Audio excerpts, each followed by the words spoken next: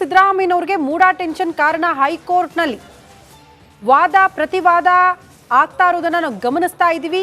ಏನಾಗಬಹುದು ಇವತ್ತು ಸಿಎಂ ಭವಿಷ್ಯ ಅನ್ನೋದು ಸದ್ಯ ಇರುವಂತಹ ಕುತೂಹಲ. ತುಷಾರ್ ಮೆಹ್ತಾ ರಾಜ್ಯಪಾಲರ ಪರ ವಕೀಲರು ನಿರಂತರವಾಗಿ ವಾದ ಮಂಡನೆ ಮಾಡ್ತಿದ್ದಾರೆ. ರಾಜ್ಯಪಾಲರ ಪರ ವಾದ ಮಾಡ್ತಿದ್ದಾರೆ ತುಷಾರ್ ಮೆಹ್ತಾ ಅವರು. ರಾಜ್ಯಪಾಲರು ನೀಡಿರುವ ಆದೇಶ ಪ್ರತಿ ಓದಿದ್ದಾರೆ ಮೆಹ್ತಾ ಅವರು. 6 ಪುಟಗಳ ಆದೇಶ ಎಲ್ಲವನ್ನ ಕೂಡ ಒಳಗೊಂಡಿದೆ ಅಂತ ತುಷಾರ್ ಮೆಹ್ತಾ ಅವರು ಪ್ರಸ್ತಾಪ ಮಾಡಿದ್ದಾರೆ.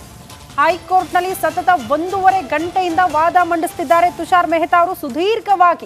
ಸುದೀರ್ಘವಾಗಿ ರಾಜ್ಯಪಾಲರು ಅನುಸರಿಸಿರುವಂತಹ ನಡೆಯ ವಿಚಾರಕ್ಕೆ ಸಂಬಂಧಪಟ್ಟಂತೆ 6 ಪುಟ ಅಂತ ಪರ್ಟಿಕ್ಯುಲರ್ ಆಗಿ ಯಾಕೆ ಹೇಳ್ತಿದ್ದಾರೆ ಅಂತಂದ್ರೆ, ಅಭಿಷೇಕ್ ಮನು ಸಿಂಘ್ವಿ ಅವರು ವಾದ ಮಂಡನೆ ಮಾಡುವಾಗ ಏನ್ ಹೇಳಿದ್ರು, 100 ಪುಟದ ಕ್ಯಾಬಿನೆಟ್ ಉತ್ತರ ಇದೆ, ಅಷ್ಟೇ ಗಾತ್ರದ ಮುಖ್ಯಮಂತ್ರಿಗಳ ಉತ್ತರ ಇದೆ, ಆದ್ರೆ ಕೇವಲ 6 ಪೇಜಲ್ಲಿ ಸ್ಯಾಂಕ್ಷನ್ ಕೊಟ್ಬಿಟ್ರು ರಾಜ್ಯಪಾಲರು. 6 ಪುಟದಲ್ಲಿ ಏನೂ ಎಕ್ಸ್ಪ್ಲನೇಷನ್ ಇಲ್ಲ, ಪರ್ಟಿಕ್ಯುಲರ್ ಕಾರಣವೇ ಇಲ್ಲ ಯಾಕೆ ತನಿಖೆಗೆ ಅನುಮತಿಯನ್ನ ನೀಡಿದ್ದಾರೆ ಅನ್ನೋದಕ್ಕೆ ಸಂಬಂಧಪಟ್ಟಂತೆ ಅಂತ ಹೇಳಿ ಸಿಂಘ್ವಿ ಅವರು ವಾದ ಮಂಡನೆ ಮಾಡಿದ್ರು. ಅದಕ್ಕೆ ಕೌಂಟರ್ ಇವತ್ತು ತುಷಾರ್ ಮೆಹ್ತಾ ಅವರು ನೀಡುತ್ತಿದ್ದಾರೆ. ನೋಡಿ, 6 ಪುಟದಲ್ಲಿ ಏನೆಲ್ಲ ಹೇಳಬೇಕು ಎಲ್ಲವನ್ನ ಹೇಳಿದ್ದಾರೆ. ಮುಖ್ಯಮಂತ್ರಿಗಳ ಉತ್ತರದ ಬಗ್ಗೆ ಉಲ್ಲೇಖ ಇದೆ, ಕ್ಯಾಬಿನೆಟ್ ಡಿಸಿಷನ್ ಬಗ್ಗೆ ಉಲ್ಲೇಖ ಇದೆ, ದೂರುದಾರರ ದೂರಿನ ವಿಚಾರಗಳು ಕೂಡ ಉಲ್ಲೇಖ ಮಾಡಲಾಗಿದೆ. ಇದಕ್ಕಿಂತ ಏನ್ ಬೇಕಿತ್ತು ಅನ್ನೋದು ತುಷಾರ್ ಮೆಹ್ತಾ ಅವರ ವಾದ. ಈ ವಾದ ಮಂಡನೆ ಮಾಡೋ ಸಂದರ್ಭದಲ್ಲಿ ಒಂದು ಇಂಟ್ರೆಸ್ಟಿಂಗ್ ಆರ್ಗ್ಯುಮೆಂಟ್ ಮಾಡಿದ್ರು AI ತಂತ್ರಜ್ಞಾನದ ಬಗ್ಗೆ. ಯಾಕೆ ಅಂತಂದ್ರೆ, ಈ ಕ್ಯಾಬಿನೆಟ್ ಕೊಟ್ಟ ಉತ್ತರ ಹಾಗೆ ಸಿಎಂ ನೀಡಿದ ಉತ್ತರ ಎರಡೂ ಕೂಡ ಯಥಾವತ್ತಾಗಿದೆ. ಕಾಮಾ ಫುಲ್ ಸ್ಟಾಪ್ ಅಲ್ಲೂ ಕೂಡ ವ್ಯತ್ಯಾಸ ಇಲ್ಲ.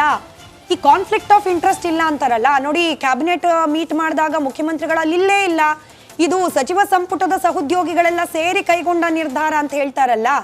ಬಟ್ ಅವ್ರು ಕೈಗೊಂಡ ನಿರ್ಧಾರ, ಅವ್ರು ಕೊಟ್ಟ ಉತ್ತರ, ಮುಖ್ಯಮಂತ್ರಿಗಳು ನೀಡಿದ ಉತ್ತರ ಎರಡೂ ಸೇಮ್ ಟು ಸೇಮ್ ಇದೆಯಲ್ಲ. ಕಾಮಾ ಫುಲ್ ಸ್ಟಾಪ್ ಕೂಡ ವ್ಯತ್ಯಾಸ ಇಲ್ಲ, ಕಾಪಿ ಪೇಸ್ಟ್ ಮಾಡಿದ್ದಾರೆ. ಸಿದ್ದರಾಮಯ್ಯನವರು ಇವತ್ತು ಎಂಥ ಜಮಾನದಲ್ಲಿ ಮುಖ್ಯಮಂತ್ರಿಗಳಾಗಿದ್ದಾರೆ ಅಂದ್ರೆ AI ತಂತ್ರಜ್ಞಾನ ಇದೆ, ಅದನ್ನಾದ್ರೂ ಬಳಕೆ ಮಾಡಿಕೊಂಡು ಉತ್ತರದಲ್ಲಿ ಒಂದಷ್ಟು ಚೇಂಜಸ್ ಆದ್ರೂ ಕೊಡ್ಬೋದಾಗಿತ್ತು. ಪಾಪ ಅವ್ರು ಕಾಪಿ ಪೇಸ್ಟ್ ಮಾಡಿದ್ದಾರೆ ಅಂತ ಹೇಳಿ ವ್ಯಂಗ್ಯವಾಗಿ ಅದನ್ನ ಕ್ರಿಟಿಸೈಸ್ ಮಾಡಿದ್ದಾರೆ ತುಷಾರ್ ಮೆಹ್ತಾ ಅವರು. ನಾನು ಶ್ರುತಿ ಆ ಸಪ್ರೇಟ್ ಬ್ರೇಕಿಂಗ್ ಬಂದಾಗ ಡೌಟ್ ಬಂತು, ಇದ್ಯಾಕೆ AI ತಂತ್ರಜ್ಞಾನದ ಬಗ್ಗೆ ಯಾಕೆ ತುಷಾರ್ ಮೆಹ್ತಾ ಅವರು ಅಲ್ಲಿ ಪ್ರಸ್ತಾಪ ಮಾಡಿದ್ರು ಅಂತ ಹೇಳಿ. ಅದು ವ್ಯಂಗ್ಯವಾಗಿ ಪ್ರಸ್ತಾಪ ಮಾಡಿರೋದು. ಈ ಕ್ಯಾಬಿನೆಟ್ ಕೊಟ್ಟ ಉತ್ತರ, ಸಿಎಂ ಕೊಟ್ಟ ಉತ್ತರ ಎರಡೂ ಕಾಪಿ ಪೇಸ್ಟ್ ಆಗ್ಬಿಟ್ಟಿದೆ. ಅಟ್ಲೀಸ್ಟ್ AI ತಂತ್ರಜ್ಞಾನವನ್ನಾದ್ರೂ ಬಳಸ್ಕೊಂಡು ಡಿಫ್ರೆಂಟ್ ಆಗಿ ಉತ್ತರ ಕೊಡಬಹುದಾಗಿತ್ತು ಅಂತ ಹೇಳಿ ಟಾಂಟ್ ಕೊಟ್ಟಿದ್ದಾರೆ ಮುಖ್ಯಮಂತ್ರಿಗಳಿಗೆ ತುಷಾರ್ ಮೆಹ್ತಾ.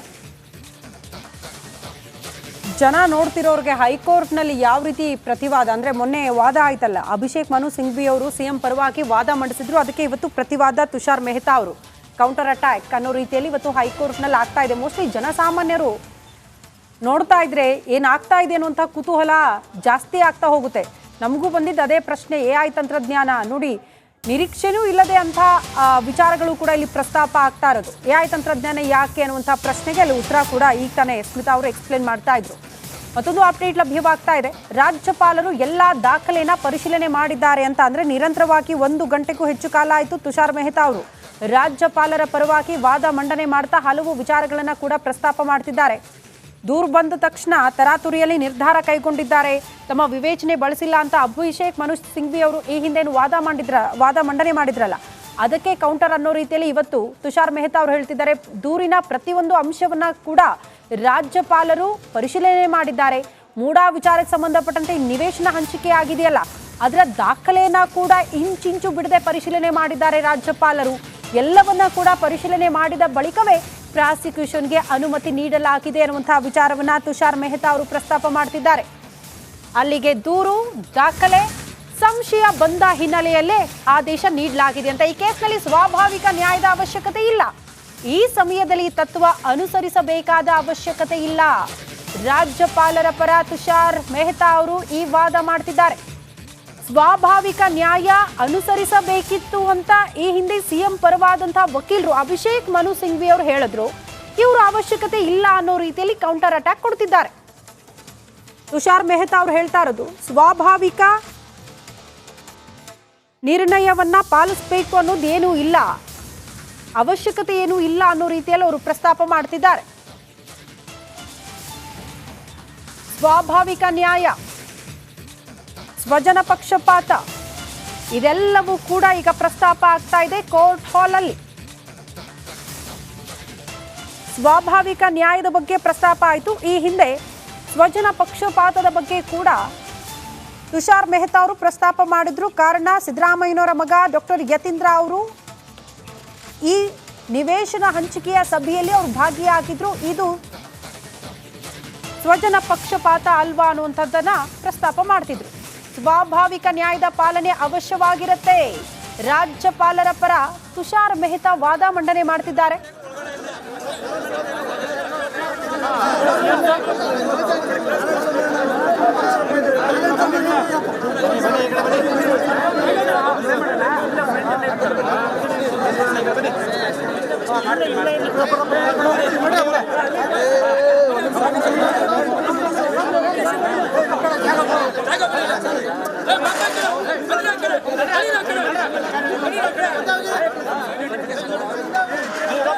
ಕುಮಾರಸ್ವಾಮಿ ಅವರ ಪ್ರಕರಣದಲ್ಲಿ ಪ್ರಾಸಿಕ್ಯೂಷನ್ಗೆ ಅನುಮತಿಯನ್ನ ನೀಡಬೇಕು ಅಂತ ಹೇಳಿ ಆಗ್ರಹಿಸಿ ಕಾಂಗ್ರೆಸ್ ಪಕ್ಷದ ಕಡೆಯಿಂದ ರಾಜಭವನ ಚಲೋ. ಈಗ ರಾಜಭವನವನ್ನ ತಲುಪಿದ್ದಾರೆ ಕಾಂಗ್ರೆಸ್ನ ನಾಯಕರು. ರಾಜಭವನದ ಮುಂದೆ ಹೈ ಡ್ರಾಮಾ ದೃಶ್ಯದಲ್ಲಿ ಗಮನಿಸ್ತಾ ಇದ್ದೀರಿ. ಪೊಲೀಸರು ನಾವು ಒಳಗಡೆ ಹೋಗೋಕ್ ಬಿಡಲ್ಲ ಅಂತ, ಕಾಂಗ್ರೆಸ್ನವ್ರು ನಾವು ಹೋಗೇ ಹೋಗ್ತೀವಿ ಅಂತ. ನೋಡಿ, ಹೋಗಿರೋದು ಕೇವಲ ಒಂದು ಪಕ್ಷದ ಪ್ರತಿನಿಧಿಗಳಲ್ಲ, ಸರ್ಕಾರದ ಪ್ರತಿನಿಧಿಗಳು. ಸಚಿವರಿದ್ದಾರೆ, ಶಾಸಕರಿದ್ದಾರೆ, ಹಿರಿಯ ನಾಯಕರಿದ್ದಾರೆ. ಇವತ್ತು ಅವರು ರಾಜಭವನ ಚಲೋ ಮಾಡ್ತಿದ್ದಾರೆ. ರಾಜಭವನದ ಮುಂಭಾಗದಲ್ಲಿ ಹೈ ಡ್ರಾಮಾವೇ ಸೃಷ್ಟಿಯಾಗಿದೆ. ಪೊಲೀಸರು ಹಾಗೆ ಕಾಂಗ್ರೆಸ್ನ ನಾಯಕರ ನಡುವೆ ಮಾತಿಗೆ ಮಾತು. ನಾವು ರಾಜಭವನಕ್ಕೆ ಮುತ್ತಿಗೆ ಹಾಕ್ತೀವಿ ಅಂತ ಹೇಳಿ ಕಾಂಗ್ರೆಸ್ನವರು, ನಾವು ಬಿಡೋದಿಲ್ಲ ಅಂತ ಹೇಳಿ ಪೊಲೀಸ್. ದೃಶ್ಯದಲ್ಲಿ ಗಮನಿಸ್ತಾ ಇದ್ದೀರಿ ನೇರ ಪ್ರಸಾರದ ದೃಶ್ಯಗಳು ರಾಜಭವನದ ಬಳಿಯಿಂದ. ಇವತ್ತು ಇಡೀ ದಿನ ಸೆಂಟರ್ ಆಫ್ ಅಟ್ರಾಕ್ಷನ್ ಯಾರು ಅಂದರೆ ರಾಜ್ಯಪಾಲರು. ರಾಜ್ಯಪಾಲರತ್ತ ಎಲ್ಲರ ಚಿತ್ತ. ಒಂದು ಕಡೆ ಹೈಕೋರ್ಟ್ನಲ್ಲಿ ರಾಜ್ಯಪಾಲರ ನಡೆಯನ್ನ ಸಮರ್ಥನೆ ಮಾಡ್ಕೊಳ್ಳೋದಕ್ಕೆ ಅವರ ವಕೀಲರು ಮುಂದಾಗ್ತಿದ್ರೆ, ಮತ್ತೊಂದು ಕಡೆ ರಾಜಭವನ ಮುಂಭಾಗ ಹೈ ಡ್ರಾಮಾ ನಡೆದಿರುವಂತಹ ದೃಶ್ಯ. ಕಾರಣ ರಾಜಭವನ ಚಲೋ. ಕಾಂಗ್ರೆಸ್ ನಾಯಕರು ಕೈಗೊಂಡಿರುವಂತಹ ರಾಜಭವನ ಚಲೋ. ಸದ್ಯ ರಾಜಭವನದ ಮುಂಭಾಗ ಹೈ ಡ್ರಾಮಾ ಆಗ್ತಾ ಇದೆ. ಪೊಲೀಸರು ಮೋಸ್ಟ್ಲಿ ಯಾವುದಕ್ಕೂ ಅವಕಾಶ ಕೊಡ್ತಿಲ್ಲ. ಅಲ್ಲಿ ಮಾತಿಗೆ ಮಾತು ಬೆಳೆದಂಗೆ ಕಾಣಿಸ್ತಾ ಇದೆ. ಅಂದರೆ ನೀವು ಏನೋ ದೂರು ಕೊಡಕ್ಕೆ ಹೋಗ್ತೀರಿ, ಮನವಿ ಮಾಡಕ್ಕೆ ಹೋಗ್ತೀರಿ ಅಂದರೆ ಇಂತಿಷ್ಟು ಜನ ಮಾತ್ರ ಹೋಗಬೇಕು ಅಂತ ಒಂದಷ್ಟು ನಿಯಮಗಳಿರುತ್ತೆ. ಇವರಿಲ್ಲ, ಒಟ್ಟಿಗೆ ಎಲ್ಲರೂ ಕೂಡ ಬಂದಿರೋದ್ರಿಂದ ಕೆಲವರನ್ನ ಅಲ್ಲಿಂದ ವಾಪಸ್ ಕಳಿಸ್ತಿದ್ದಾರೆ ಪೊಲೀಸರು ಅಂತ ಅನ್ಸುತ್ತೆ. ನಾನು ಹೋಗ್ತೀನಿ ಅಂತ ಪೊಲೀಸರ ಜೊತೆಗೆ ವಾಗ್ವಾದಕ್ಕಿಳಿದಂಗೆ ಕಾಣಿಸ್ತಾ ಇದೆ. ಕಾಂಗ್ರೆಸ್ನ ಶಾಸಕರು, ಸಚಿವರು, ಸಂಸದರು ಎಲ್ಲರೂ ಕೂಡ ಭಾಗಿಯಾಗಿದ್ದಾರೆ ರಾಜಭವನ ಚಲೋ ಕಾರ್ಯಕ್ರಮದಲ್ಲಿ.